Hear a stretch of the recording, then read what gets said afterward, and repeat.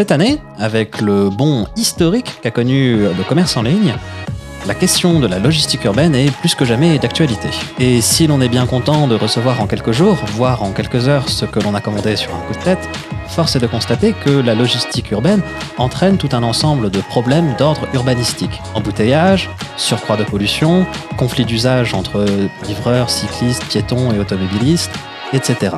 C'est là qu'on se rend compte que c'est ce que l'on appelle la logistique du dernier kilomètre qui pose le plus de problèmes. En fait, pour résumer, c'est limite plus simple de faire venir 100 conteneurs de Shanghai que de livrer 100 colis dans Paris. À ce moment-là, que peut-on faire pour que nos villes ne soient pas entièrement bloquées par les activités de logistique ?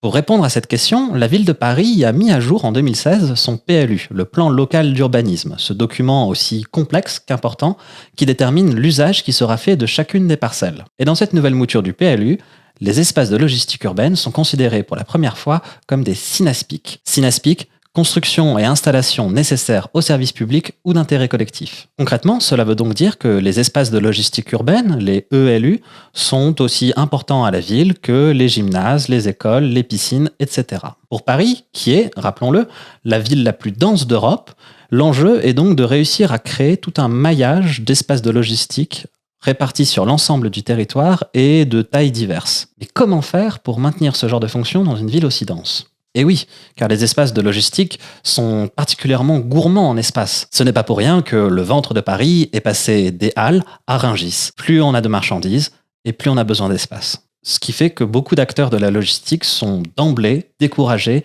à l'idée de s'installer dans une ville aussi congestionnée. Pour maintenir cette fonction logistique, la ville de Paris a donc enrichi son PLU, qui est déjà très complexe, d'un nouvel outil administratif, le périmètre de localisation. Le périmètre de localisation est un peu une sorte de version allégée de l'emplacement réservé. Sauf que, contrairement à l'emplacement réservé, le périmètre de localisation n'empêche pas la réalisation d'un programme qui ne correspondrait pas tout à fait à la servitude du lieu du périmètre de localisation. Il faut juste qu'on prévoie dans son projet un équipement qui s'y rapporte. L'idée ici est d'inciter sans contraindre, avec toujours en tête le concept de mixité d'usage. La réforme du PLU de 2016 a permis d'identifier 62 parcelles ou groupes de parcelles. Et ce sont ces parcelles qui ont été mises sur la liste des espaces de logistique urbaine. Dans ces 62 parcelles, on retrouve notamment des sites appartenant à la Poste ou à la SNCF ou encore Enedis, ainsi que d'anciens garages et parkings. Répartis dans tout Paris, ces 62 sites constituent une sorte de grand maillage logistique à l'échelle de la capitale. L'atelier parisien d'urbanisme, l'APUR, vient de sortir une étude sur le bilan de la création de ces espaces de logistique. Et plus particulièrement sur les demandes de permis de construire qui concernent ces sites. Des demandes qui nous permettent d'avoir une assez bonne vision de l'efficacité du dispositif. Comme d'habitude, cette étude est extrêmement complète, et donc si le sujet vous intéresse, on vous invite vivement à la lire. Sur ces 62 sites, 15 ont donc déjà fait l'objet d'une demande de permis de construire pour un projet de restructuration lourde ou de changement de destination. Et sur ces 15 projets, seulement 7 incluent un espace de logistique urbaine. Alors, ça ne représente que la moitié des 15 projets, mais l'APUR considère que c'est quand même un assez bon signe, car cela montre que les acteurs de la ville sont capables de s'emparer des nouveaux outils réglementaires. Et parmi ces nouveaux espaces, on peut notamment citer celui de cette énorme machine urbaine qu'est la Poste du Louvre. Ce qui n'est pas étonnant vu la première fonction historique de ce bâtiment. On peut aussi citer rue de la Roquette, la transformation d'un local d'artisanat en supermarché assorti d'un espace de conciergerie, ainsi que le nouvel aménagement de la dalle Keller dans le 15e arrondissement. Pour ce qui est des 8 autres sites, l'absence de projet de logistique urbaine tient à des particularités de chacun des sites, mais aussi à la possibilité de futurs aménagements. Je pense par exemple à la rue de Reuilly, où un ancien entrepôt va être transformé en école. À la base, les maîtres d'ouvrage voulaient vraiment faire un espace de logistique urbaine, mais malheureusement, ils n'ont pas trouvé de preneur, et donc ils ont changé de destination. Cependant, le projet reste dans les clous, car une partie de l'entrepôt va rester, ce qui devrait permettre un jour de créer quand même un espace de logistique. Cet exemple illustre l'idée que j'évoquais tout à l'heure. Inciter sans contraindre.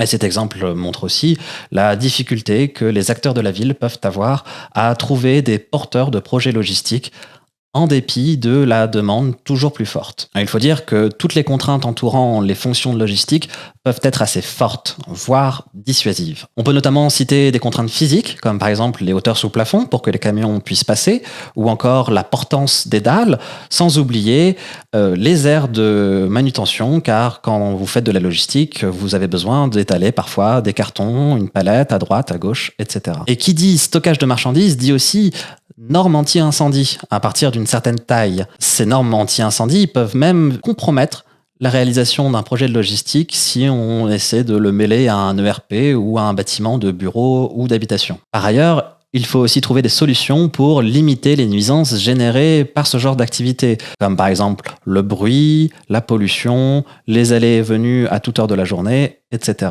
Par ailleurs, il faut aussi penser aux équipements pour les personnes qui vont travailler sur ces espaces de logistique, que ce soit les vestiaires, les sanitaires ou encore les connexions à Internet. Bref, tout un ensemble de contraintes qui finissent par dissuader certains aménageurs et promoteurs qui préfèrent à ce moment-là se rabattre sur des solutions et des projets plus simples et donc plus rentables. Pour résumer, l'outil du périmètre de localisation est un peu à double tranchant. D'un côté, il laisse beaucoup de liberté aux porteurs de projets, mais d'un autre côté, son manque de clarté peut nuire à la qualité du projet final. Pour remédier à ces problèmes, la Pure conclut son étude avec toute une série de conseils et de recommandations, comme par exemple accompagner davantage les porteurs de projets pour qu'ils puissent s'y retrouver dans ce foisonnement réglementaire. Ou alors une meilleure définition de ce que l'on attend de ces espaces de logistique urbaine directement dans le PLU, voire un fléchage des endroits où on pourrait réaliser ces fameux équipements. Enfin, il faudrait également élargir le maillage des équipements de logistique urbaine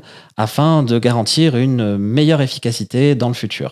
Il faudrait notamment en créer dans l'ouest de la capitale, qui est particulièrement pauvre en matière d'équipements de logistique. Comme vous l'aurez compris, il est particulièrement difficile de concilier toutes les fonctions que l'on trouve en ville, notamment à Paris.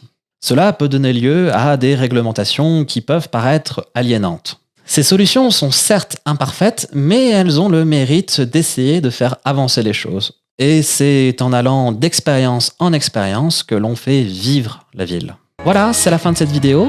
J'espère que le sujet vous a plu. Si c'est le cas, je vous invite vivement à lire la note de la Pure. Je vous mets le lien dans la description de la vidéo. Vous pouvez retrouver Demain Matin sur tous les réseaux sociaux ainsi que sur les grandes plateformes de streaming audio et vidéo. Et en attendant le prochain épisode, je vous dis à demain matin.